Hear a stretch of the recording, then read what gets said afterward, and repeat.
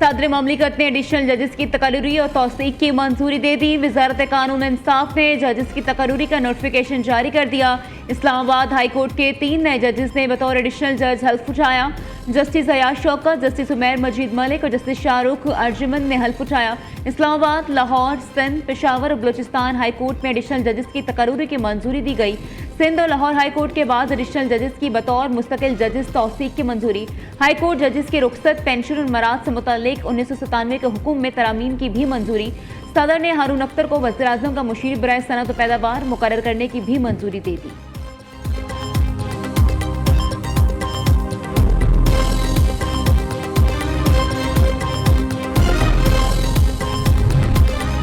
वज़ीर आज़म की मुल्क भर के कस्टम बाउंडेड वेयर हाउसेस का 3 साल का आज़ादाना थर्ड पार्टी ऑडिट कराने की हिदायत। शहबाज शरीफ की ज़ेर सदारत फेडरल बोर्ड ऑफ रेवेन्यू के अमूर पर जायजा इजलास। बॉन्डेड तजारत मुल्क की कुल दरामदात का 16.5% है। इजलास को कस्टम बाउंडेड वेयर हाउसेज और इनलैंड रेवेन्यू इन्फोर्समेंट के हवाले से ब्रीफिंग। वज़ीर आज़म की हिदायत पर मुल्क भर के कस्टम बाउंडेड वेयर हाउसेज की फिजिकल स्टॉक वेरिफिकेशन कराई जाएगी।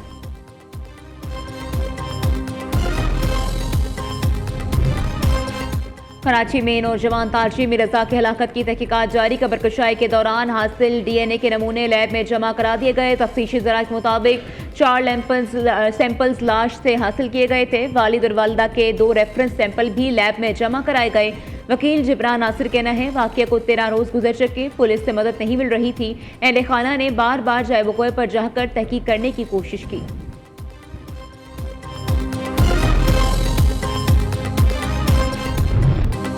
बाग इंतखाबी दंगल में बड़ा अपसेट। LA14 बाग 1 से सदारती कहमत अबाई नशिस्त हार गए। अवाम दस्तो बाजू पार्टी के सदर साजिद इकबाल 40,724 वोट लेकर जीत गए। साबिक वज़ीर आज़म 19,502 वोट लेकर दूसरे नंबर पर रहे। पूंछ डिवीजन में जिला बाग की 3 और हवेली की 1 नशिस्त के गैर हतमी और गैर सरकारी नताइज। LA15 से पीपल्स पार्टी के ज़िया कमर 16,724 वोट लेकर पहले। मुस्लिम लीग नून के मुश्ताक मिनहास 15,015 वोट लेकर दूसरे नंबर पर। LA16 पर मुस्लिम लीग नून के मीर अकबर 19,545 वोट लेकर पहले। पीपल्स पार्टी के सरदार कमर जमान 16,724 वोट लेकर दूसरे नंबर पर है। LA17 हवेली में पीपल्स पार्टी के राजा फैसल ममताज राठौड़ 31,839 वोट लेकर पहले। मुस्लिम लीग नून के मोहसिन अजीज का 28,995 वोट लेकर दूसरा नंबर।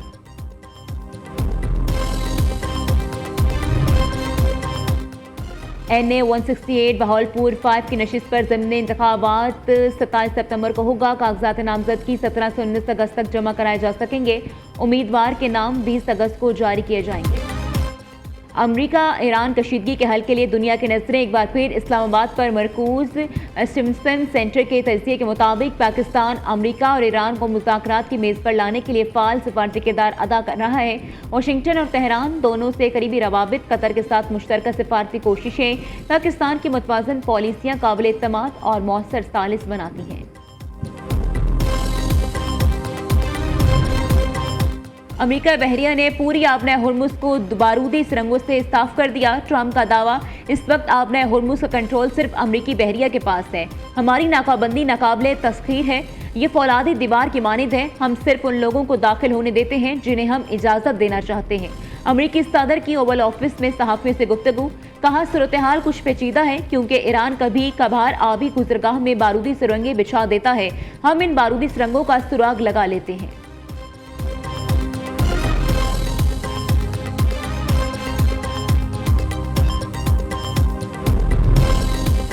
अमेरिका सिफारतकारी से मामलात आगे बढ़ाने में नाकाम होता तो पाबंदियों का सहारा ले लेता है। ईरानी वज़ारत ख़ारजा के तर्जुमान इस्माइल बकाई का कहना है, अमेरिकी वज़ीर ख़जाना ने इक़्तिसादी पाबंदियों के जरिए ईरान का दम घुटने पर फ़ख्र का इजहार किया। ये अमेरिका की पाबंदियों के जनून की एक वाज़ेह मिसाल है।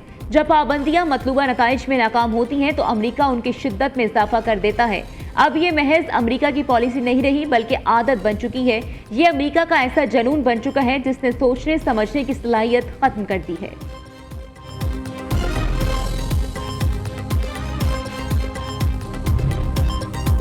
पाकिस्तान की आईएमएफ से 5वीं किस्त के असूल की तैयारियां शुरू। पाकिस्तान और आईएमएफ के दरमियान प्रोग्राम के जायजे के लिए मुज़ाकरात आइंदा माह होंगे। आईएमएफ का वफ्द प्रोग्राम के जायजे के लिए आइंदा पाकिस्तान का दौरा करेगा। मुज़ाकरात कामयाब होने पर पाकिस्तान को तकरीबन $1 अरब की 5वीं किस्त और $20 करोड़ मौसमियाती फंड मिलने का इम्कान।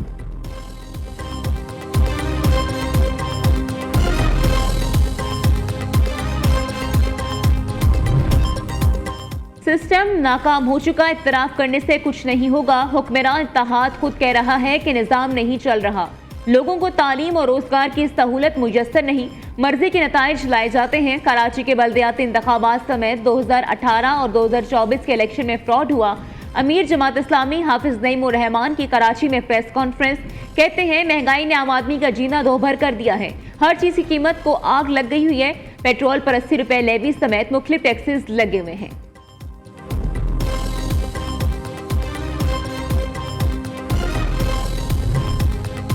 लाहौर के थाना गाजियाबाद में जहनी माजूर बच्ची से ज्यादती का केस। एएसआई इमरान के खिलाफ मुकदमे में 2 संगीन दफात का इजाफा। मुकदमे में 365B और 376 सेक्शन 4 का इजाफा कर दिया गया।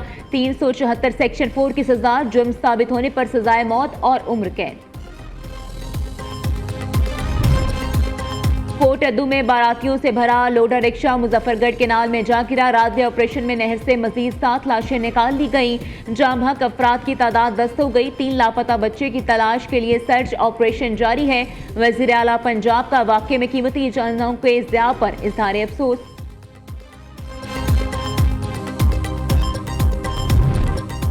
पाकिस्तान भर में आज अक़लियतों का कौमी दिन मनाया जा रहा है। ये दिन 11 अगस्त 1947 को कायद-ए-आज़म मोहम्मद अली जिन्नाह की दस्तूर साज़ असम्बली में तारीखी तकरीर की याद में हर साल मनाया जाता है।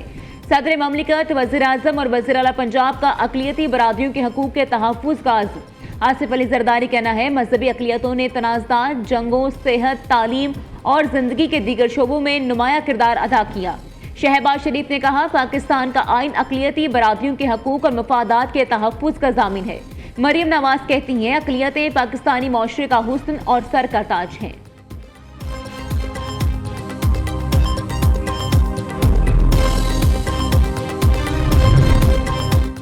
शामी अदालत ने साबिक सदर बशार उल असद को सजाए मौत सुना दी। गैर मुल्की खबर एजेंसी के मुताबिक शाम के मजदूल सदर को उनकी गैर मौजूदगी में सजा सुनाई गई। अदालत ने बशार उल असद दौर के सिक्योरिटी अहदेदार और बशार उल असद के कजन आतिफ नजीब को भी सजाए मौत सुनाई। अदालत का कहना है कि बशार उल असद को मनसूबाबंदी के तहत कत्ल कराने के इल्जामात में सजाए मौत सुनाई गई।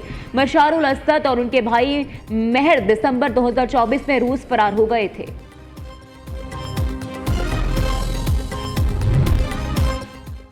यूनामा ने अफगानिस्तान के सिक्योरिटी सेक्टर में एहतसाब से मुतल्लिक तफसीली रिपोर्ट जारी कर दी। तालिबान रजीम के कानून, इंतजामी और सिक्योरिटी ढांचे का जायजा पेश किया गया।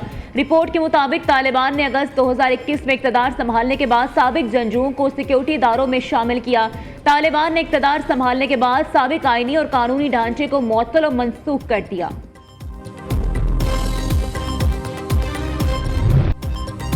यौम आज़ादी में सिर्फ 3 रोज बाकी, मुल्क भर में जश्न आज़ादी मनाने की तैयारियां जोरों शोर से जारी।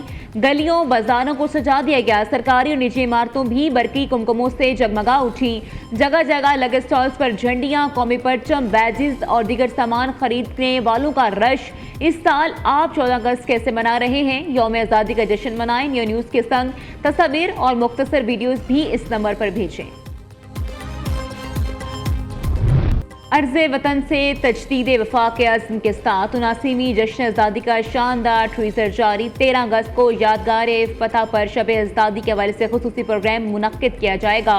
सब धलाली परचम के साथ कौमी जज्बे का इज़हार, पाकिस्तान हमेशा जिंदाबाद के नारों से फ़ज़ाएँ गूंजेंगी।